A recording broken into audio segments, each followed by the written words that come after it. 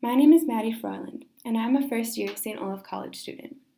I grew up 7 minutes away from the city of Milwaukee, Wisconsin, in the heart of suburbia, land of polished lawns and strategically planted trees. But something, perhaps the countless hikes my father dragged me on, abundance of family camping trips, 7 consecutive summers at an outdoor camp, or the breakfast until supper days spent creating castles or playing football with the neighbor kids, firmly ingrained in me a profound appreciation for nature.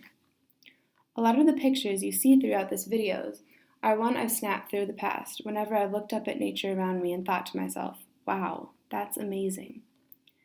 It's this love for our earth that drives me to center my lifestyle and the way I think about my personal choices around sustainability and conservation.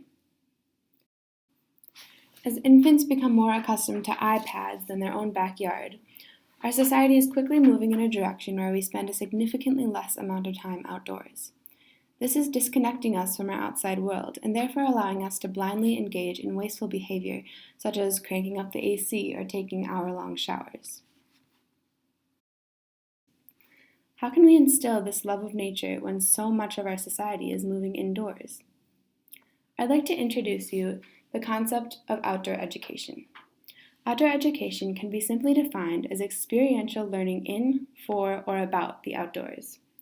Though it's a complex subject, it's really as easy as 1, 2, 3, or rather 3, 2, 1.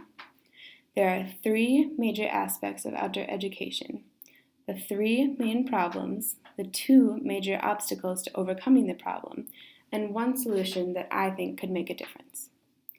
Starting with the main problems due to excessive time indoors. First, keeping students cooped up indoors all day is proven to be damaging to mental health.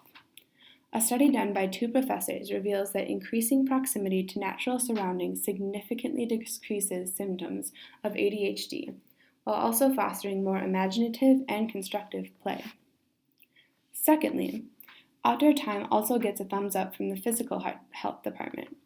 Studies show how more natural school grounds support a wider variety of play opportunities that promote physical activity, especially for children who are disinclined to participate in competitive team sports. As obesity rates are steadily climbing, this could be the preventative measure needed to promote physical health from the start. Thirdly, the education part of outdoor education. A recent survey done of 5th graders in the Minnesota area reveals how little students know about their surroundings. The majority of the student respondents couldn't name half the animals likely to be in their backyard, and did not understand any implications of human activity on the environment, other than first-hand ones, such as knocking down trees in order to construct buildings. Teaching students a basic understanding of their own environment is essential to building an appreciation within them for their environment. Additionally, if students can understand farther implications of their actions, they will be more likely to make more environmentally minded personal decisions. So why is outdoor education not a thing right now? Well, that question brings us to the second component. There are 2 main obstacles blocking outdoor education's widespread implementation. The first is funding. Hundreds upon hundreds of outdoor education programs have begun and ended due to lack of enough funding to continue. One example of this happened right here at St. Olaf College.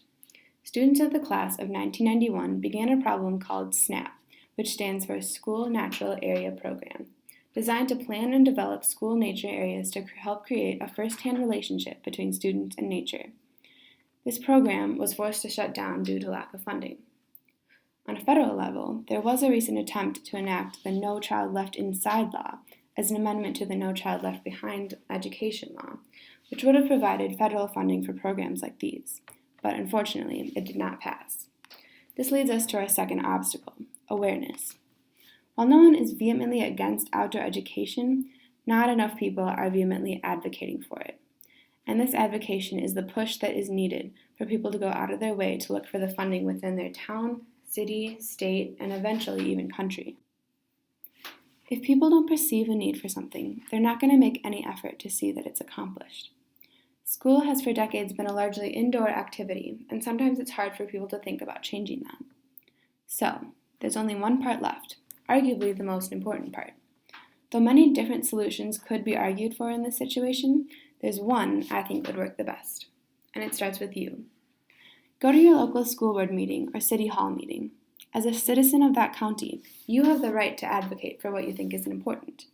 If enough people convince their schools and/or cities that outdoor education is worth it, action can and will be taken to implement it.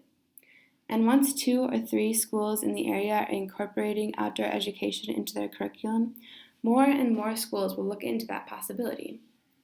There's also a beneficial solution because it allows schools to customize their form of outdoor education to their specific school.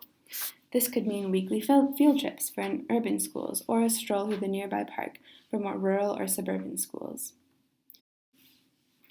Outdoor education could be the turnaround needed to reconnect us with the nature that constantly surrounds us and desperately needs our care, leading us to better mental, physical, and environmental health.